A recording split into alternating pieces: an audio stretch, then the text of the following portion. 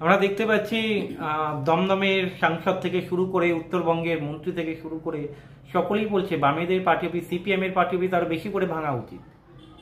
এখন ওদের রাজনীতিটা হচ্ছে ভাঙার রাজনীতি, গড়ার রাজনীতি নয়।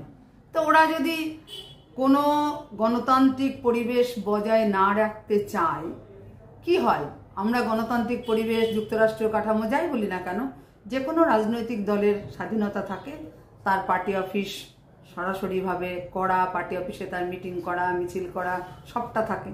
তাহলে ওরা যদি ভাবে যে পার্টি অফিস ভাঙচুর করে বাম মনস্ক যারা আছে তাদের মেরুদণ্ড ভাঙতে চাইবে, আমরা তা হতে দেব না।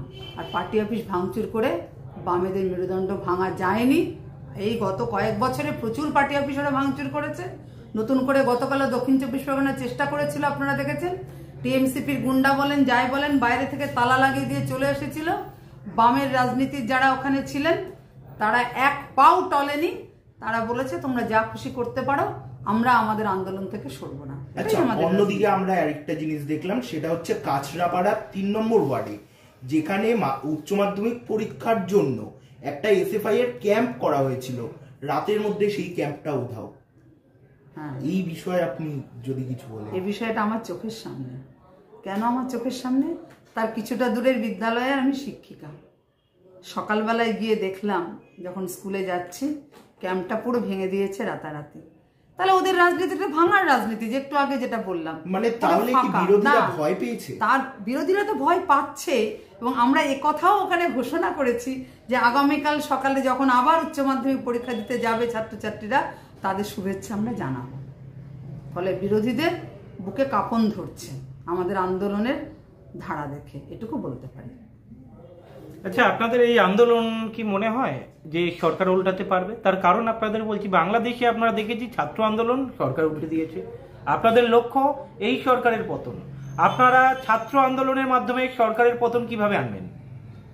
এক কথায় তো বলা যাবে না যে ছাত্র আন্দোলনের মাধ্যমেই সরকারের পতন। সেটা হচ্ছে আমাদের পশ্চিমবঙ্গে 34 বছর বামপন্থীরা সরকার চালিয়েছে। ফলে এই সময়ে দাঁড়িয়ে যে দুর্নীতির ইস্যু, এই সময়ে দাঁড়িয়ে যেভাবে লাগাম ছাড়া দুর্নীতির ইস্যুকে আড়াল করা হচ্ছে, বিশেষ করে মহিলাদের নিরাপত্তা, একজন মহিলা হিসাবে এটা আমার বলার বিষয় মনে হয়েছে যে নিরাপত্তা দেওয়ার কথা, নিরাপত্তা দূরে থাক, যেভাবে প্রতিদিন তাদের ধর্ষিতা হতে হয় আর ধর্ষকদের আড়াল করতে চায়, তার বিরুদ্ধে বামেরা রাস্তায় নেমে আন্দোলন করেছে। আরজিকর তার প্রমাণ। এই আন্দোলনের মধ্য দিয়ে মানুষকে আমরা একত্রিত করতে চাই। জনগণ ইতিহাস তৈরি করে, ফলে জনগণই একত্রিত হয়ে সরকার পাল্টালে পাল্টাবে। আচ্ছা, আমরা যেভাবে দেখছি বেশ কয়েকদিন ধরে এসএফআই এর উপরে চূড়ান্ত আক্রমণ, একদিকে এবিভিপি, একদিকে পুলিশ, একদিকে টিএমসি। আমরা দেখেছি জোটের সময় আপনারা কংগ্রেসের হাত ধরছেন, আইএসএফ এর হাত ধরছেন। এই সময় তো দেখতে পাচ্ছি না কংগ্রেসের ছাত্র সংগঠন আপনাদের পাশে রয়েছে বা আইএসএফ এর ছাত্ররা আপনাদের পাশে রয়েছে। হ্যাঁ, আপনার প্রশ্নটা বলুন। কেন দেখতে পাচ্ছি না তাদেরকে? আমি প্রথমে বলি একটা কথা, সেটা হচ্ছে যে এই সময় যে এসএফআই এর উপরে আক্রমণটা চলছে না, এটা কিন্তু বর্তমান যে রাজনৈতিক দল সরকার চালাচ্ছে তারা মানুষের দৃষ্টিভঙ্গিটাকে ঘুরিয়ে দেওয়ার চেষ্টা করছে। যেটা হচ্ছে দেখেছি আমরা, অভিষেক ব্যানার্জির নামে চার্জশিট হওয়ার দিকে যাচ্ছিল। আর অভিষেক ব্যানার্জি কে এটা আমার বলে দিতে হবে না। আর সেই দৃষ্টিটা ঘোরানোর জন্যই আজকে যখন এই আন্দোলনটা এসএফআই করে, কাউকে না কাউকে দায়িত্ব নিতে হবে সুস্থ শিক্ষার প্রশ্নে। সেই প্রশ্নে এসএফআই দায়িত্ব নিয়েছে।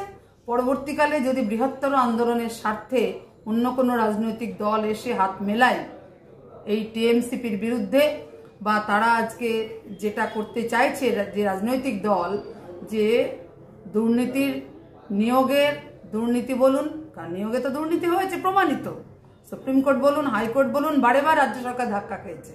তাহলে এই সময়ে দাঁড়িয়ে সেটাকে ঘুরিয়ে দেওয়ার জন্য বামপন্থী রাজনীতি যারা করে, এবং বিশেষ করে এই সময় এসএফআই যেহেতু শিক্ষক নিয়োগের জন্যও আন্দোলন করে, আবার শিক্ষান্তে কাজের দাবিতেও আন্দোলন করে, মেধার ভিত্তিতে ভর্তির দাবিতেও আন্দোলন করে, সেটাকে মেরুদণ্ড ভেঙে দেওয়ার জন্য তারা করছে। আর আপনি চ্যানেলে যেটা জিজ্ঞেস করছেন, ওই একই কথা বলবো যে আমরা দায়িত্ব নিয়ে আন্দোলনে আছি, এরপরে যদি এই আন্দোলনে তারা আসবে।